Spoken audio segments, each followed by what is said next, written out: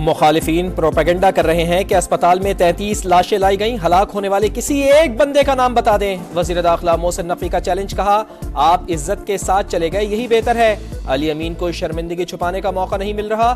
PTI के खिलाफ तौहीन अदालत पर हाईकोर्ट जाने का ऐलान, कहा सूरत हाल से काबीना को आगाह करेंगे। बगैर NOC अफगान शहरी 31 दिसंबर के बाद इस्लामाबाद में नहीं रह पाएंगे।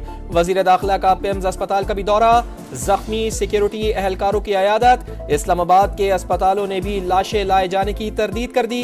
पिम्स इंतजामिया के मुताबिक एहतजाज में 66 सिक्योरिटी एहलकार और 36 मुजाहिरीन जख्मी हुए।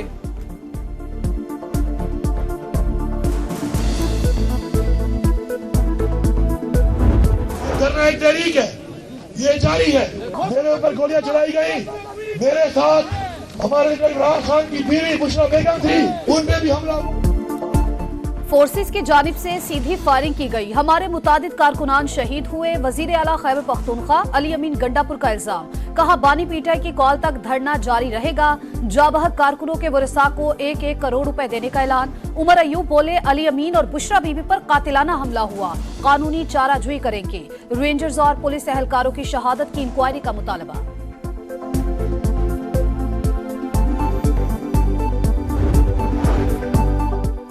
इस्लामाबाद में पुरतशद्दुद वाक़यात की मजम्मत करता हूँ। मौजूदा हालात 8 फरवरी के इलेक्शन की वजह से हैं। मौलाना फजलुर रहमान की लाड़काना में मीडिया से गुफ्तगू, कहा किसी सूबे को एहतजाज पर मजबूर ना किया जाए।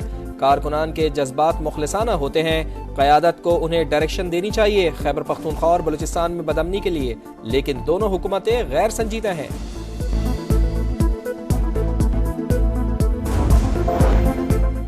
इस्लामाबाद में ग्रैंड ऑपरेशन के बाद भी पुलिस का एक्शन। मारगला और मुल्हिका पहाड़ी इलाकों में सर्च ऑपरेशन। फरार की कोशिश में 150 मुल्जिमान गिरफ्तार। डी चौक और ब्लू एरिया से 500 से ज्यादा कारकुन पकड़े गए। रावलपिंडी, अटक, चकवाल, मरी और मियावाली में भी छापे।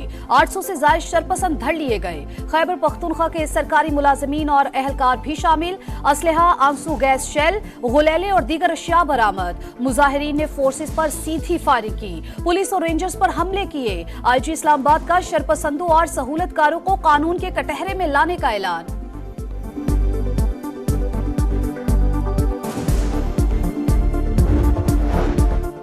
कंटेनर में एहतजाज और हमले की सारी मनसूबाबंदी थी। जली हुई दस्तावेजात का फॉरेंसिक कराया जाएगा, पता चलाएंगे कि कौन से सबूत मिटाए गए।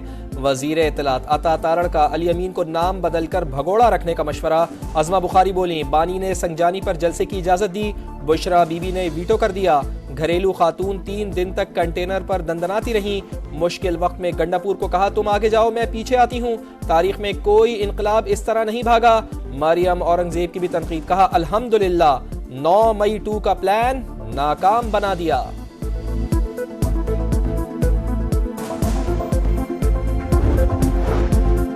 अली अमीन गंडापुर को कुर्बानी का बकरा बनाया गया। वजीर आला के सिवा कोई लीडर सामने नहीं आया। बैरिस्टर गौहर और सलमान अकरम राजा कहां थे? शौकत यूसुफजई ने सवाल उठा दिया, कहा PTI लीडरशिप ने मायूस किया, फैसले का इख्तियार नहीं था तो कारकुनों को क्यों लेकर गए? तहकीकात होनी चाहिए, डी चौक को क्यों चुना गया? विफाकी हुकूमत ने मुज़ाकरात का कहा तो क्यों नहीं किए? अली अमीन एक ही रास्ते से दोबारा कैसे फरार हुए? लोग पूछते हैं कि ये इस्लामाबाद पुलिस की नाअहली थी या फिर फिक्स मैच था। गवर्नर खैबर पख्तूनख्वा का सवाल, बोले गरीब आवाम से हलफ लिया, वो डी चौक में खड़े रहे लेकिन बुशरा बीबी और अली अमीन भाग गए। गवर्नर सिंह की भी तनकीद, कहा पहले ही कह दिया था कि ये सब मिस कॉल है, कोई फायदा नहीं हुआ।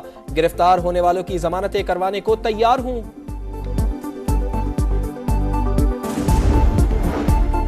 आईनी बेंच ने PTI एहतजाज के दौरान हलाकतों पर अज खुद नोटिस लेने की इस्तदा मुस्तरद कर दी। गुज़िश्ता रोज दोनों एतराफ से हलाकतें हुई।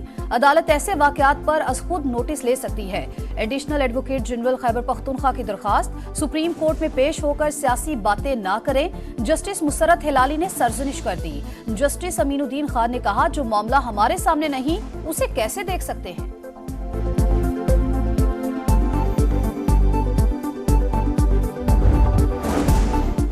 एहतजाज का इख्तिताम, जिंदगी का पहिया फिर चल पड़ा। इस्लामाबाद और रावलपिंडी में मामूलात जिंदगी बहाल। शहर इख्तिदार में 3 रोज बाद मरकजी शाहराहों से कंटेनर्स हटा दिए गए।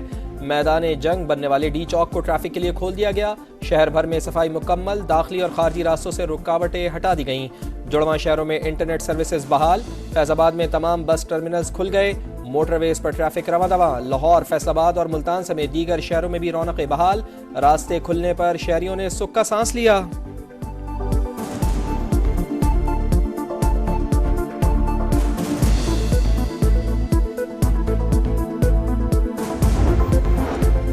स्टॉक मार्केट में नई तारीख रकम पहली बार 99,000 पॉइंट्स का संगे मील उबूर करके बंद हुई। 4,975 पॉइंट्स इजाफा।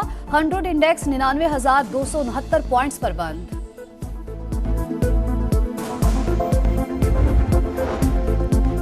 बानी पीटीआई की 9 मई के 8 मुकदमात में जमानतों का केस। लाहौर की इंसदादे दहशतगर्दी अदालत ने वकला के दलाइल मुकम्मल होने पर फैसला महफूज कर लिया।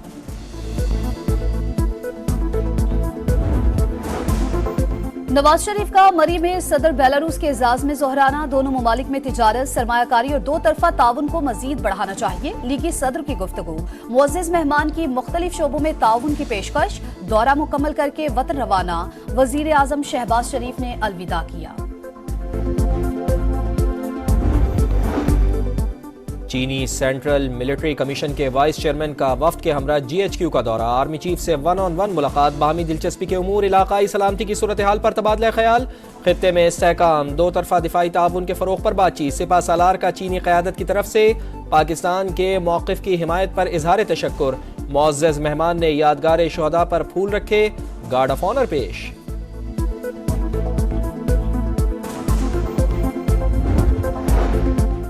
कराची वालों को शमसी तवानाई से सस्ती बिजली देने की ऑफर। कैपको ने के इलेक्ट्रिक को 9 रुपए 80 पैसे फी यूनिट फराहमी की पेशकश कर दी।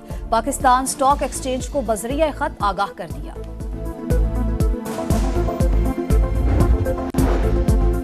बरतानिया के साबिक वजीर खारजा विलियम हेग ऑक्सफोर्ड यूनिवर्सिटी के चांसलर मुंतखब। 50% से जायद वोट हासिल किए। वो आइंदा साल 10 बरस के लिए ओहदा संभालेंगे। बानी पीटीआई ने भी दरखास्त दी थी, लेकिन वो इंतखाबी दौड़ से पहले ही आउट हो गए थे।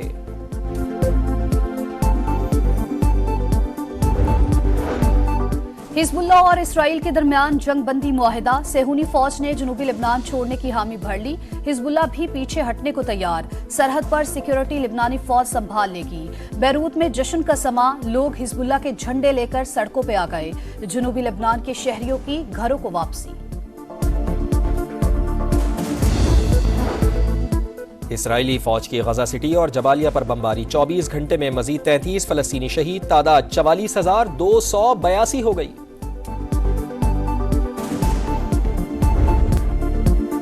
ट्रॉफी का हकदार कौन, फैसला कल होगा। पाकिस्तान जिम्बाब्वे सीरीज का फैसला कुन मार्का। 3 मैचेस की सीरीज 1-1 से बराबर। आखिरी मैच से पहले शाहीन फिटनेस मसाइल से दुचार। अहमद दानियाल वनडे के साथ T20 सीरीज से भी आउट। अनफिट शाहनवाज ढानी की भी छुट्टी।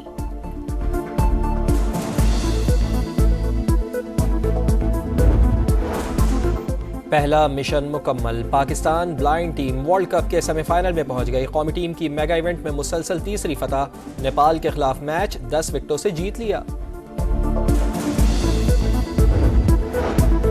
जूनियर हॉकी एशिया कप में पाकिस्तान का फातिहाना आगाज। कौमी टीम ने चीन के खिलाफ मैच 2 के मुकाबले में 7 गोल से जीत लिया।